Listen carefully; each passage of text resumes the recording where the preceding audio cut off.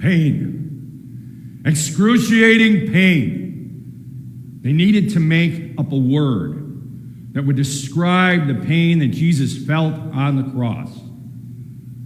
The word excruciating is the root word of crucify within it.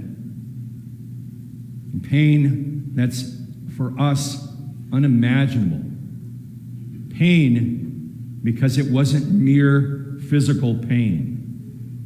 The physical pain would have been enough. The physical pain is beyond anything any of us have ever experienced. The physical pain of being nailed to a wooden cross. The physical pain of being stretched until your bones are out of joint. The physical pain of slowly suffocating. On Monday, I received a phone call. One of our members had been taken to the emergency room, and I rushed straight over to the hospital to Bellin. And there, as I got into the emergency room, as she lay on the bed, she struggled to breathe.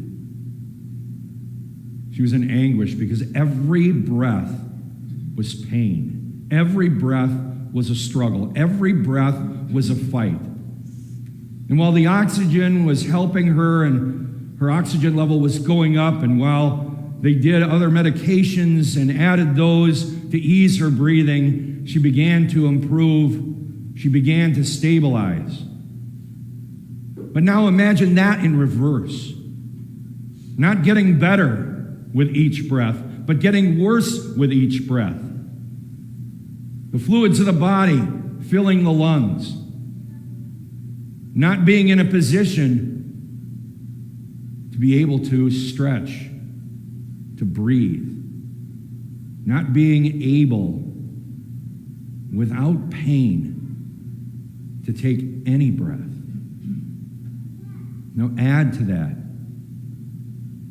all the anguish of the mind, all the anguish of the soul, all the anguish of the spirit, the weight of our guilt, the weight of our shame, the weight of all of our sins upon his heart, upon his mind, upon his soul, weighing heavily, drawing him on that cross, pushing him downward, experiencing what he describes in his words.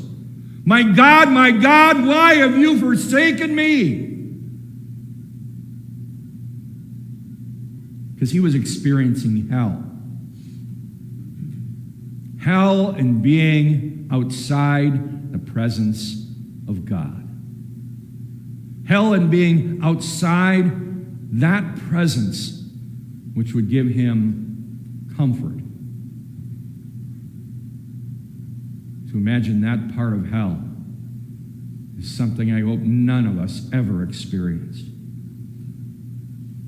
But he did it for you, for me, for all of us. Even when it came to the tradition of giving wine mixed with myrrh for them to drink, to dull the senses, to dull the pain, he refused it. Did you hear the word? The prophetic word. Wine mixed with myrrh. The three gifts the wise men brought: gold, frankincense, and a prophetic gift foretelling his suffering, foretelling his pain. An offer to ease the suffering, but an offer that in the end was rejected.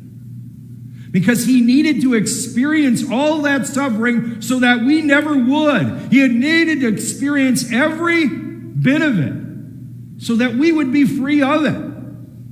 He needed to experience it all to truly release us. Everything that he had stripped away. Finally, his last meager earthly possessions, his clothing, taken by the soldiers and gambled away.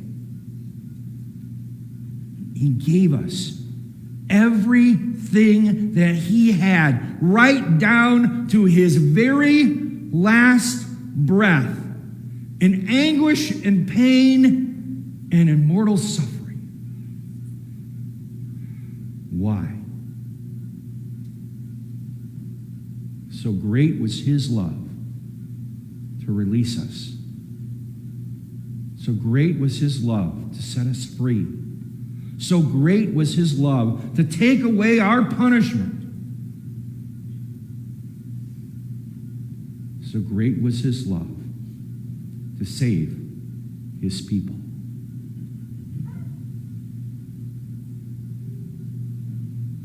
See the image. One of death, yes, but one of the greatest love of all.